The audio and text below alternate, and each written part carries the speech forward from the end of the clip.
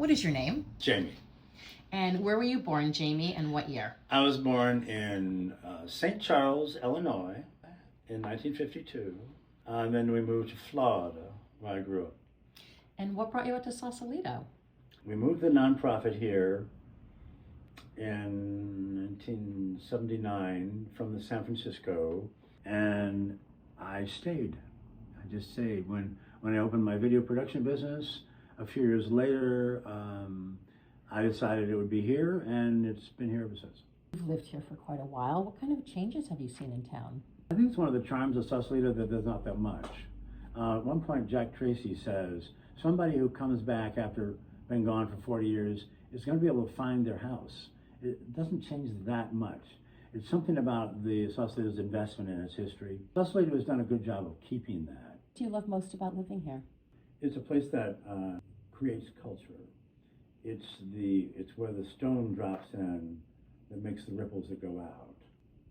There's a certain attention to beauty that is inspired by the place itself, I think.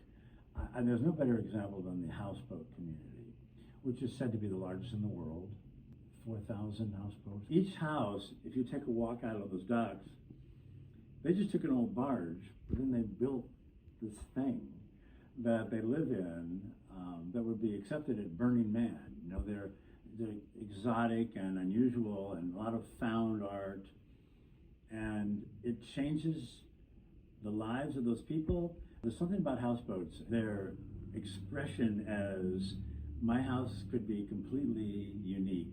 Nothing like living on a houseboat, and I think that there's something about that grabbed my attention and kept me here.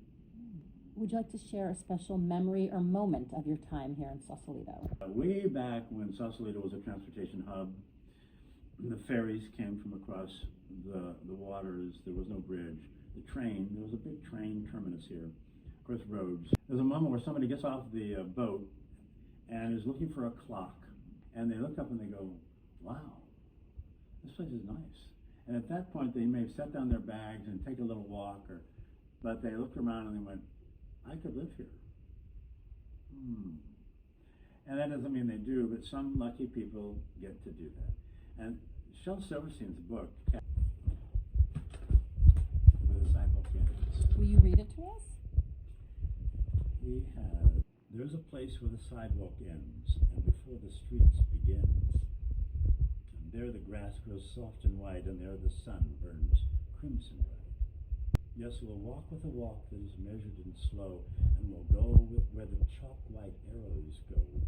For the children they mark, and the children they know, the place where the sidewalk ends. You can only go so far west. You can only go to here. This is it. This is where the sidewalk ends. And what does that do? Well, it means it's the end of a journey and the creation of your own roots. He wrote it here on a houseboat.